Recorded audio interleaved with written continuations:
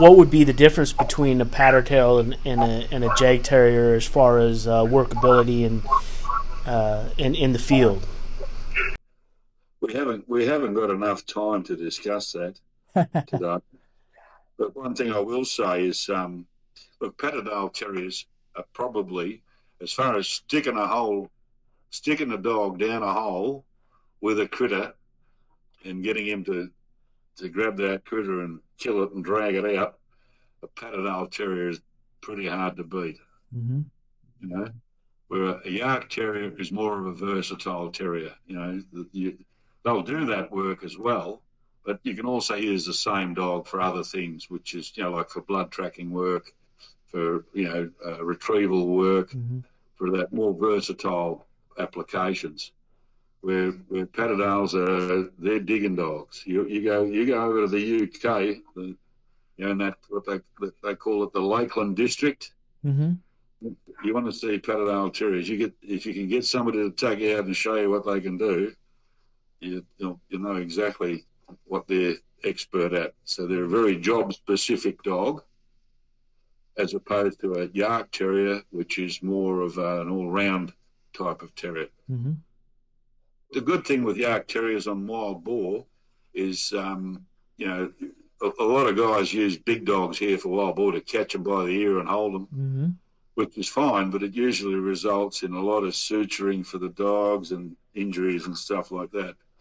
Where the terriers tend not to bite them and hang on to them. They tend to sort of pull them up and bay them, Mm-hmm. which they drive that dog insane. They're worse than a nagging wife. They get in there and they bark at them and make them turn around and just bay them up and pull them up.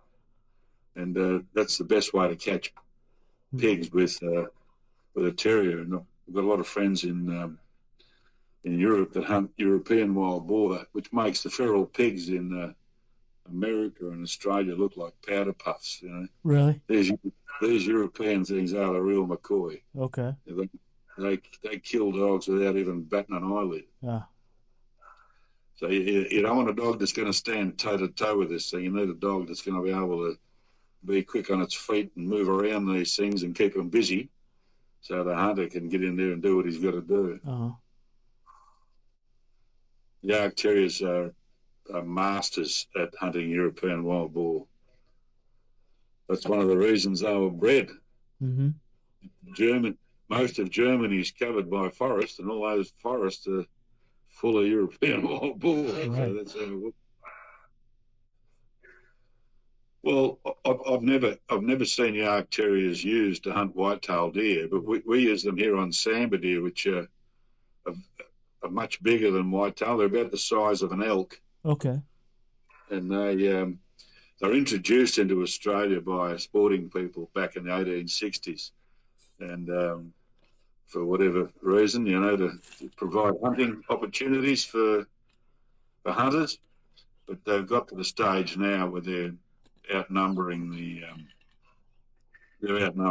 a lot of our native wildlife and actually becoming a major problem.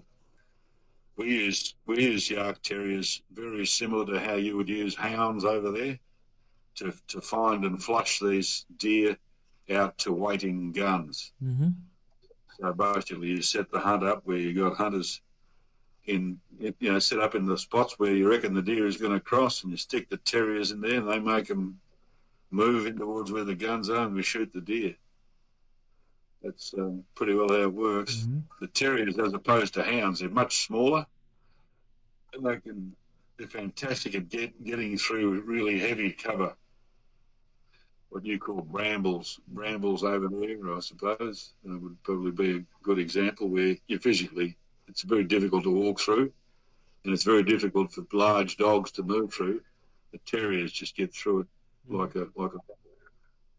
Yeah, they are. Look, the conformation-wise, these things are put together very well. I've got dogs or frozen semen that I've used from dogs that have come from Texas and New Mexico. Right. And, the temperatures there are not that dissimilar to the temperatures we have here.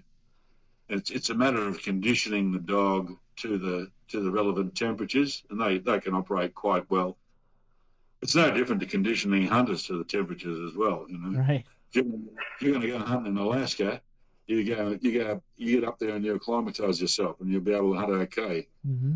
If you're going to go from Florida to Alaska, expect things to be cool. It's not going to work that way, is it? No. Same applies to dogs. Right. Could you talk about the different coats that the Jag Terrier has?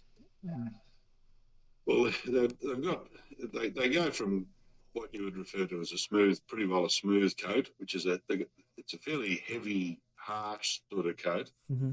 and then they go through to broken coated, which is like an in between sort of coat. Mm-hmm.